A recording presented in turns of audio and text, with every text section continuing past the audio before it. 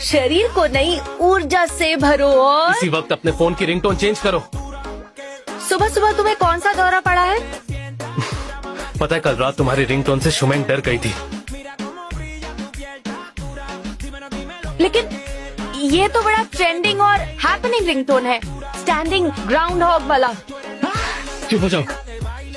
वो ऐसे ही बोलता है। हाँ! इसमें डरने की क्या बात है? जानती हो चीखते हुए ग्राउंड हॉग्स को शिकारी खा जाया करते हैं। मुझे नहीं जानना है। रिंगटोन चेंज करो। समझ गई बाबा, जब वो उठ जाएगी उससे कहूंगी अपनी पसंद की रिंगटोन सेलेक्ट कर ले, प्रॉब्लम ही खत्म। वही वाला पाला पाला पम पाला पाला पाला पाला बू पाला पाला पीरी पाला पम पम पम पीरी पाला पम। ये कैसा अजीब सा गाना गा रही हो?